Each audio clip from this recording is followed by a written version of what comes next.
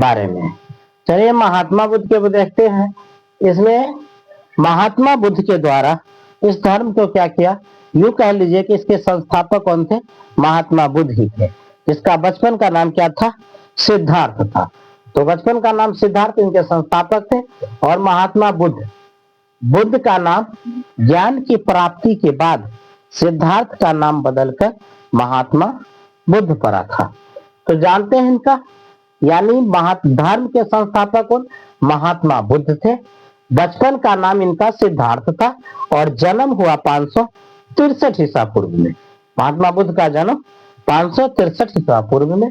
पिता का नाम सुधोधन, इनके पिता का नाम क्या था, सुधोधन, या क्षत्रिय कुल से थे। इसके बाद कहा गया इनके माता का नाम महामाया, जो कोलिन के वंशज थे। माता का नाम महामाया, कोलिन के वंशज थी। इनके जन्म के 7वें दिन के बाद इनकी क्या हो जाती है, मृत्यु हो जाती है। महात्मा बुद्ध की मृत्यु हो जाती है। इसके बाद इनका नाम बदल निधन हो जाती है। तब इनका परवरिश इनके मौसी प्रजापति गौतमी के द्वारा किया जाता है, ठीक है, जो बाद में क्या बनती है, इनके सौतेली माँ भी बनती है। इनके प्रजापति गौतमी इसके सिद्धार्थ के सौतेली माँ बनती है। अब आ जाते हैं सिद्धार्थ का पालन पोषण प्रजापति गौतमी ने किया, जो सौतेली माँ बनी थी। अब क्या है, इनका शादी 16 वर्ष की अवस्था में अति सुंदर महिला, अति सुंदर युवती, जिसका नाम क्या था, यशोधरा, के साथ हुआ था, ठीक। बाद में इन्हें एक पुत्र की प्राप्ति हुई, उसका नाम राहुल। राहुल इनका नाम नहीं था, बल्कि इनको कहा, महात्मा बुद्ध ने कहा, जीवन का अगर सबसे बड़ा कांटा है उसे हम राहु कहते हैं, और यह हमारे जीवन का सबसे बड़ा कांटा राहु है, राहु। और राहु जो इनकी दासी को लगा कि महाराज ने इनका नाम राहुल रखा है, और इस पर वह जा करके पूरे राजमहल में हल्ला कर दिया कि सिद्धार्थ ने इसका नाम राहुल रखा है, और इस पर इनका नाम राहुल पड़ गया था। अब सिद्धार्थ का उपनाम कनक मुनि या शाक्य कुल के था, इसलिए इन्हें शाक्य मुनि भी कहा जाता था। महात्मा बुद्ध को एशिया का क्या कहा जाता था, ज्योति पुंज। ज्योति का मतलब प्रकाश पुंज, ठीक है, एशिया का। इसके बाद राज्य भ्रमण के दौरान इनको क्या मिला, 5 अवस्था में, भिन्न भिन्न अवस्था में लोग मिले। एक गरीब, दूसरा में कौन मिला, बीमार व्यक्ति, और तीसरा में वृद्ध व्यक्ति, चौथा में सन्यासी व्यक्ति, और 5वां में शव मिला। सबको बारे में बारीकी से अपने सारथी जो रथ चला रहा था उनसे पूछा कि ये गरीब कौन है और गरीब क्या होता है। इनके बारे में इनके सारथी ने बताया कि गरीब ऐसे होता है जिसकी आर्थिक स्थिति खाने की दिक्कत होती है, यह सारी बात उनको बताया। फिर कहा बीमार कौन होता है, तो बीमार के बारे में, बीमार कैसे पड़ता है, बीमार क्या होता है, इस तरह की बात उनको समझाया। फिर बताया वृद्ध इंसान क्या होता है और वृद्ध क्या होती है, इसके बारे में महात्मा बुद्ध को बताया गया। इसके बाद कहा सन्यासी, तो सन्यासी क्या होता है, सन्यासी के बारे में बताया कि वह भक्ति भाव में लीन होता है, गॉड से मतलब होता है, वह दुनियादारी के रिश्ता से, नाता से मोह मुक्त बंधन होता है, बंद होते हैं। इसके बाद बताया कि सब क्या होता है, और सब मतलब इंसान मरता है तो क्या सब होता है, यह सब क्या है, तो इनके बारे में बताया। महात्मा बुद्ध को इसी जगह सबसे अच्छा इनको क्या लगा, सन्यासी का जीवन इनको सबसे अच्छा लगा, और वह सन्यासी के लिए गृह का त्याग 29 वर्ष की अवस्था में किया। बौद्ध धर्म गृह का त्याग को महाविनिष्क कहा गया, विनिष्कर्म। सनातन धर्म में सन्यासी जो घर को त्याग करता है उसे सन्यासी कहते हैं, लेकिन बौद्ध धर्म में घर को त्याग करने वाले को महाविनिष्कर्म कहते हैं, ठीक है। इसके बाद अलार कलाम में इन्होंने क्या दिया था, संख्या दर्शन जो वैशाली में दिया था। इसके बाद रुद्र दमन और राजगीर में इन्होंने रुद्र दमन के बारे में बताया।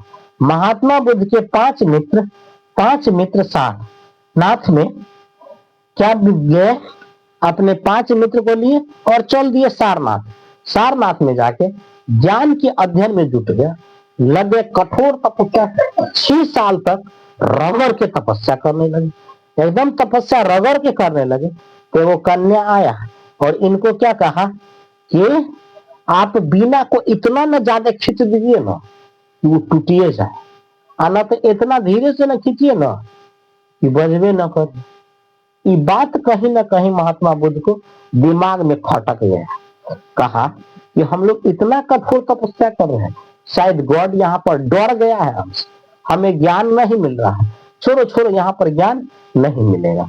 और अपने वहां से स्थान बदल करके कन्या के बात पर कहा कि बीना को इतना न खींचिए कि उससे टूट जाए, या इतना कम न खींचिए कि बजरे न करे। यह बात महात्मा बुद्ध के दिमाग में आया और यहाँ से स्थान बदल करके वह चल गया। महात्मा बुद्ध कहाँ? सारनाथ से रूबेला चला गया। रूबेला गया, वर्तमान के गया दक्षिण बिहार, निरंजना नदी, ठीक है। ज्ञान की प्राप्ति के समय कहा? निरंजना नदी के किनार पर बैठे पीपल के वृक्ष के नीचे, और इस पीपल के वृक्ष के नीचे कहा गया कौन?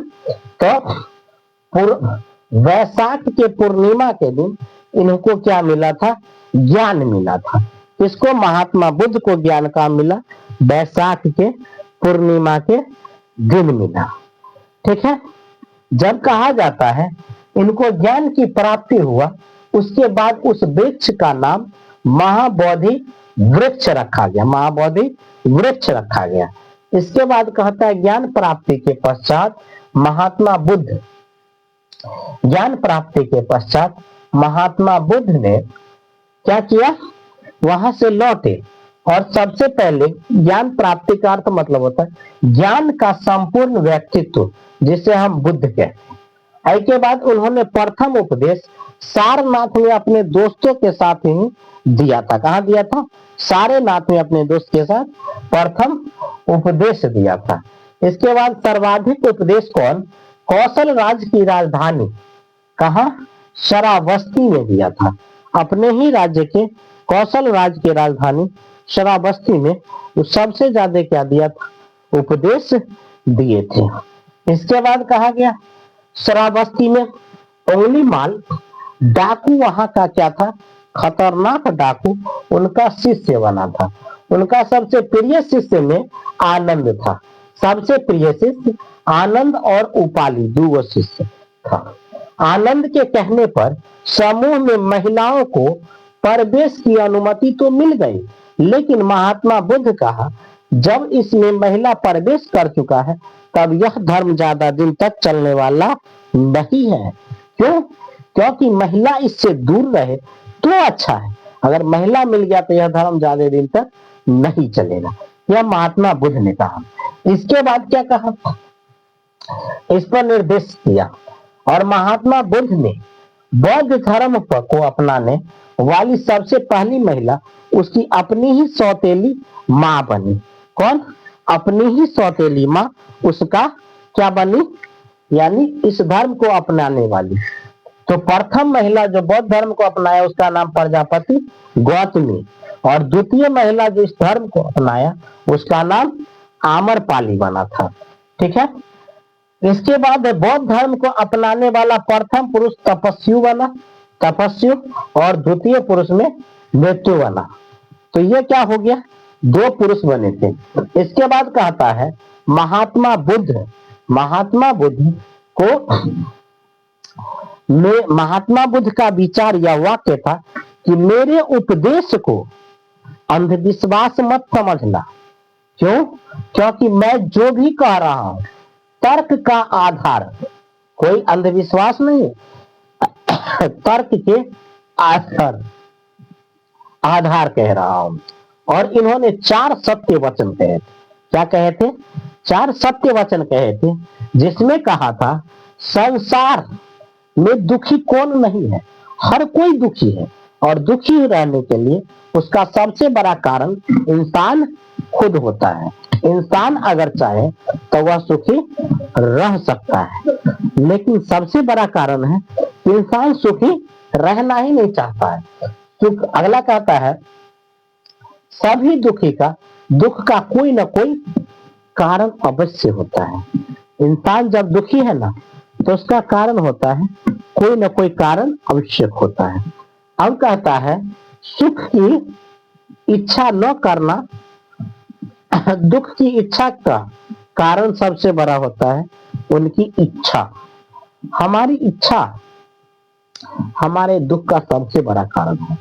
रीजन कहा, इंसान गॉड कहता है कि अगर आप जीवन भर सुखी है और तब भी आप कह रहे मैं दुखी हूं, मुझे क्या सुख मिला, मैं जिंदगी में इतना कष्ट काटा, इससे मुझसे ज्यादा कष्ट गॉड ऊपर वाला किसी को नहीं दिया। जब इस तरह के वाक्य बार बार देते हैं तो गॉड देखता है कि यह इतना सुख में इतना दुख मान रहा है, तो अब इसे दुख दिया जाए, और तब गॉड उसे दुख प्रदान करता है, क्योंकि अभी तक तो उसे सुख मिला था, अब उसे क्या मिला है? दुख मिला है। इसके बाद इन्होंने क्या कहा? खांसी होने लगी है। अब कहता है तो इसी दुख का कारण इंसान खुद है। अब कहता इच्छा पर नियंत्रण पाया जा सकता है। महात्मा बुद्ध का कहना था कि इंसान अगर चाहे तो अपने इच्छा को कंट्रोल कर सकता है और वह सुख रह सकता है। हमें और हर कोई को सुख रहने का अधिकार कौन? हमारी इच्छा है। हमारे अधिकार में इच्छा ही क्या करती है? सुख और दुख का बीज बोती है। तो आज हमने महात्मा बुद्ध के बारे में, महात्मा बुद्ध के जन्म से लेकर के यहाँ तक पढ़े थे, और इनके बारे में, इनका जन्म, परिवार और इनके द्वारा किया गया कार्य, गृह त्याग, आलस्य, इस तमाम बिंदुओं पर मैंने चर्चा किया, और यह चर्चा को आपको बारीकी से समझने की जरूरत है, और इसको अच्छा से कवर करेंगे तो आपको क्या हो जाएगा, एग्जाम, कॉम्पिटिटिव एग्जाम के लिए ये अच्छे होते हैं। और साथ ही साथ इंटर, ग्रेजुएशन और इंटर में होती है 11वीं 12वीं, और यूजी में भी यह पूछी जाती है, जिसके बारे में आप अपनी प्रतिक्रिया दीजिए और इसको हमें सपोर्ट कीजिएगा। तो हम नेक्स्ट वीडियो इसके आगे का पेज जरूर लेके आएंगे, और आपका थोड़ा सा सपोर्ट से हम कंटेंट बना करके आप तक पहुंचाने का प्रयास करते हैं। इस तमाम जानकारियां आप तक पहुंचे मेरे माध्यम से, और इसके लिए आपको थोड़ा सा सपोर्ट तो बनता है, क्योंकि इतना लंबा वीडियो बनाने में, इतना कंटेंट लिखने में बहुत लंबा टाइम लगता है और बहुत ये होता है। बस आपका सपोर्ट चाहिए कि केवल आप प्लीज इसको थोड़ा सा सपोर्ट करिए, और इसे देख करके और इनका क्या करिए, आप सपोर्ट करिएगा तभी हमको हौसला मिलेगी। तब तक के लिए जय हिंद।